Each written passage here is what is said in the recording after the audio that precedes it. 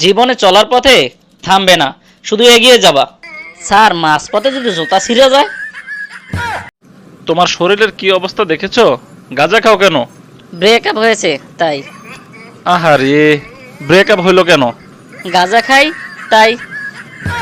আচ্ছা, তুমি যে আমার সাথে তর্ক করতেছো, তুমি একবার ভেবে বলো তো, দোষটা কি তোমার নয়?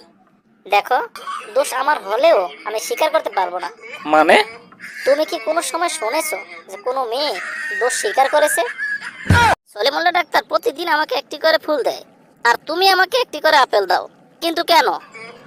মেডিকেল সায়েন্স কি বলে? প্রতিদিন একটি আপেল ডাক্তারকে দূরে রাখে।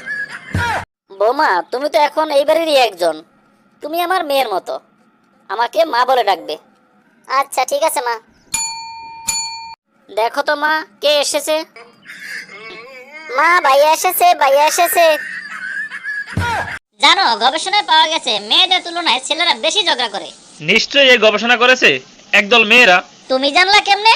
গবেষণার ফলাফল দেখে। তোমরা মেয়েরা না, শুধু টাকাই চিনো। আমি অন্য মেয়েদের মতো না, আমার কাছে ভালোবাসাই সব। এই জন্য তো বিয়ের সময় আমি 20,000 না বলে 50,000 বলেছি। মানে তুমি 20,000 টাকা বেতন পাও? থাকবো না তোমার সংসারে, চলে যাবো আমি এখনই। এবার তরকারিতে লবণ দাওনি কেন? তরকারি একটু পুড়ে গেছিল। তো কি হয়েছে, লবণ কেন দাওনি? আমরা পোড়ার মধ্যে লবণ ছিটাই না। কি খেলে বুদ্ধি বাড়ে? স্যার, দুধ, ডিম, বাদাম এগুলা খেলে।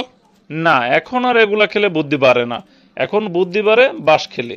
জীবনে যত বাঁশ খাবা ততই বুদ্ধি বাড়বে। কি হয়েছে? বুকে অনেক ব্যথা।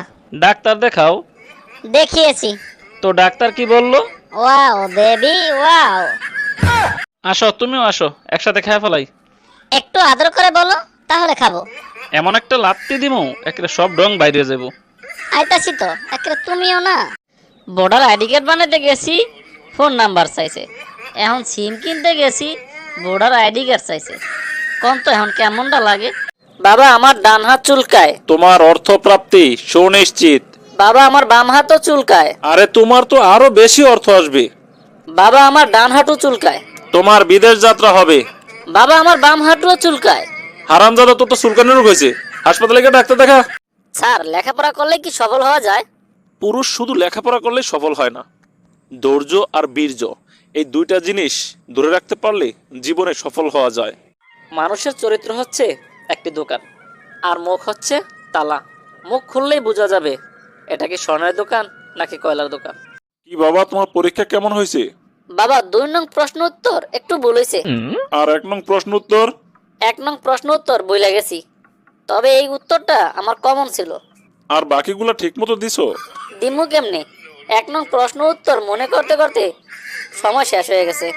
যদি সময় থাকতো তো সব দিক দিয়ে লাইতাম। বাবা, তুমি সপ্তাহে একদিনও বাসায় থাকতে পারো না? তুমি অনেক পরিশ্রম করো, আমাদের এত টাকা কি দরকার?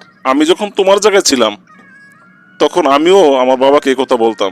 আর এখন দেখি এত পরিশ্রমের পরেও সংসার চালাতে কত কষ্ট হয়। আমি তোমাকে লবণের মতো ভালোবাসি।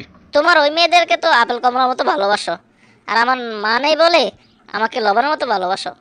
লবণ হচ্ছে এমন একটা জিনিস, না কেউ বেশি ব্যবহার করতে পারবে, না কেউ ছেড়ে দিতে পারবে।